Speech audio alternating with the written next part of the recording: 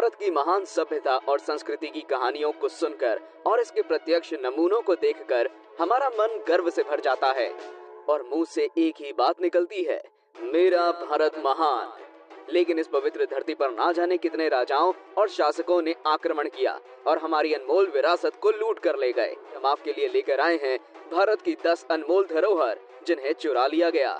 तो चलिए शुरू करते हैं। कोहिनूर हीरा। कोहिनूर के बारे में तो हम सब बचपन से ही सुनते आ रहे हैं। गोलकुंडा की खदानों से निकले इस हीरे का असली मालिक काकतीय राजवंश था। कोहिनूर एक फारसी शब्द है जिसका मतलब है प्रकाश का पर्वत। एक समय कोहिनूर दुनिया का सबसे बड़ा हीरा था। अपने इतिहास में यह हीरा अनेक राजाओं के पास रहा और अनेक लड़ाइयों का कारण बना। जब अंग्रेजों ने पंजाब पर कब्जा कर लिया तो आखिरकार ये ब्रिटेन की महारानी विक्टोरिया के पास जा पहुंचा। कोहिनूर के साथ कई शराब जुड़े होने की बातें भी कही जाती हैं। पटियाला नेकलेस। पटियाला नेकलेस को 1928 में French company house of Cartier ने पटियाला के महाराजा भूपिंदर सिंह के लिए बनाया था। आप यकीन नहीं करेंगे लेकिन इसमें 2930 हीरे जुड़े हुए हैं, जिसके बीचों बीच उस समय का दुनिया का 7वां सबसे बड़ा हीरा दे पियर्स भी सुशोभित है। 1948 में पटियाला के शाही खजाने से इसे चोरी कर लिया गया था। इसे आखिरी बार भूपिंदर सिंह के बेटे महाराजा यादविंद्र सिंह ने पहना था। सन 1982 में लंदन की एक ज्वेलरी शॉप में कार्टियर से जुड़े एक व्यक्ति ने पटियाला नेकलेस के एक भाग को खोज निकाला और कार्टियर कंपनी ने इसे खरीद लिया। लेकिन पूरा नेकलेस आज भी एक रहस्य बना हुआ है। पटियाला नेकलेस की कीमत $125 मिलियन से भी ज्यादा आंकी गई थी। महको का देवता मूर्ति। 2री शताब्दी ईसा पूर्व में शुंग काल में बनाई गई बलुआ पत्थर की ये मूर्ति 2200 साल पुराने एक बौद्ध स्तूप में मिली थी। महकौका पक्षी की तरह सुरीली आवाज वाली देवी मानी जाती है। 2004 में मध्य प्रदेश के भरहूत के एक आश्रम से यह मूर्ति चोरी हो गई थी और इसकी तस्करी में भी सुभाष कपूर का ही हाथ था, जिसके पास से 2012 में इस मूर्ति को जब्त कर लिया गया। क्योंकि इसकी कोई फोटो उपलब्ध नहीं थी, इसलिए मूर्ति पर प्राकृत भाषा में लिखे लेख से इसकी पहचान की गई। महकौका की इस मूर्ति की कीमत $15 मिलियन है और अभी ये मूर्ति अमेरिकी सरकार के संरक्षण में है। Hope diamond. श्रापित कहे जाने वाले होप डायमंड को फ्रांस का एक खोजकर्ता टेवर्नियर भारत से ले गया था। कहा जाता है कि इसे देवी सीता की एक मूर्ति की आंख से चुराया गया था और यही इसके श्राप का कारण है। फ्रांस में ये हीरा किंग लुइस 14 को मिला और फिर इसके कई मालिक हुए, लेकिन इसके श्राप से कोई नहीं बच सका। नीले रंग के इस बेशकीमती हीरे का नाम लॉर्ड फ्रांसिस होप के नाम पर रखा गया। होप डायमंड की कीमत $200 मिलियन से भी ज्यादा है और आज ही अमेरिका की स्मिथसोनियन संस्था के जेम कलेक्शन में शामिल है। नटराज शिव की मूर्ति। नटराज शिव की इस 900 साल पुरानी कांस्य की मूर्ति को तमिलनाडु के बृहदीश्वरर मंदिर से चुरा लिया गया था। इस प्राचीन मूर्ति को तस्करी करके पहले अमेरिका ले जाया गया और फिर इसे नेशनल गैलरी ऑफ ऑस्ट्रेलिया को बेच दिया गया।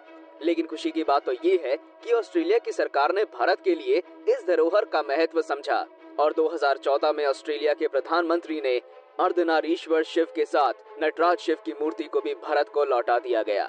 नटराज शिव की मूर्ति की कीमत $5.1 मिलियन से भी ज्यादा है। महाराजा रंजीत सिंह का सिंहासन। एक शक्तिशाली सिंह साम्राज्य स्थापित करने वाले महाराजा रंजीत सिंह ने मुल्तान को जीतने के बाद अपने लिए खूबसूरत सिंहासन बनवाया था। लकड़ी के इस सिंहासन पर सोने की मोटी परत थी, जिसे उस समय के महान स्वर्णकार हाफिज मोहम्मद मुल्तानी ने बनाया था। 1849 में जब अंग्रेजों ने पंजाब पर कब्जा कर लिया तो इस सिंहासन के साथ बहुत सी बेशकीमती कलाकृतियां अपने साथ ले गए। लॉर्ड डलहौजी को यह सिंहासन इतना पसंद आया कि वो इसे अपने पास ही रखना चाहते थे, लेकिन ब्रिटिश सरकार ने ऐसा नहीं होने दिया और लाखों डॉलर की कीमत वाला ये सिंहासन ब्रिटेन पहुंच गया। महाराजा रंजीत सिंह का ये सिंहासन आज विक्टोरिया एंड अल्बर्ट म्यूजियम की शान बढ़ा रहा है। सुल्तानगंज बुद्धा स्टैच्यू। सुल्तानगंज बुद्ध की मूर्ति प्राचीन भारत की अद्भुत शिल्पकला और धातुकला का प्रत्यक्ष नमूना है। 2.3 मीटर ऊंची और 500 किलोग्राम भारी ये मूर्ति गुप्त काल में बनाई गई थी।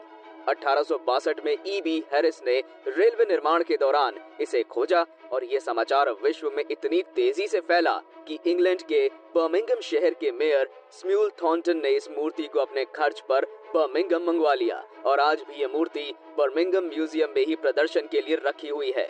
आज इसकी कीमत $10 से $20 मिलियन है। अमरावती मार्बल्स। 120 मूर्तियों और शिलालेखों का समूह अमरावती मार्बल्स 1845 में अमरावती के एक बौद्ध स्तूप की खुदाई में प्राप्त हुए थे।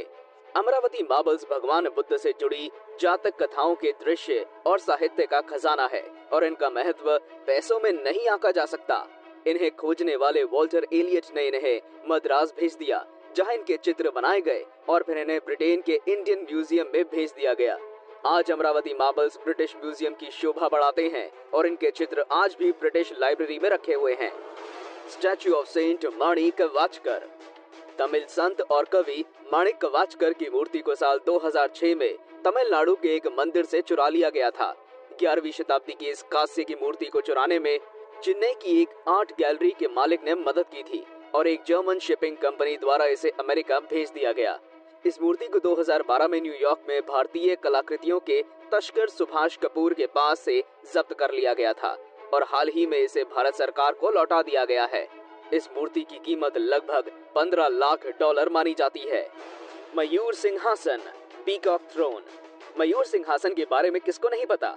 तख्त-ए-ताउस के नाम से प्रसिद्ध इस सिंहासन को शाहजहां ने बनवाया था और बेबादल खान को इसका प्रमुख कलाकार माना जाता है। कोहिनूर जैसे बेशकीमती हीरे मोतियों से जुड़े हुए इस खूबसूरत सिंहासन के दोनों तरफ 2 मयूर की आकृतियां थी और इसके पाए सोने के बने हुए थे। 1739 में नादिर शाह ने दिल्ली पर आक्रमण करके मयूर सिंहासन सहित बहुत सी धन दौलत को लूट लिया गया था, पर 1747 में नादिर शाह की मृत्यु के बाद ये सिंहासन कहां गया ये किसी को नहीं पता। कुछ लोग मानते हैं कि इस्तांबुल के तोप कभी महल में रखा शानदार सिंहासन ही असली मयूर सिंहासन है, जिसे नादिर शाह ने तुर्की के सम्राट को उपहार में दिया था। मयूर सिंहासन की कीमत आज के समय के हिसाब से लगभग $2.4 बिलियन तक हो सकती है। तो दोस्तों, ये थी 10 ऐसी अनमोल धरोहर जिन्हें भारत से चुरा लिया गया। सच में भारत के इतिहास और संस्कृति का कितना शानदार नमूना है ये। अगर आपको भी लगता है कि इन्हें भारत वापस लाना चाहिए तो हमें कमेंट करके जरूर बताएं। और अगर आपको हमारा वीडियो अच्छा लगा हो तो एक लाइक तो बनता है ना यार।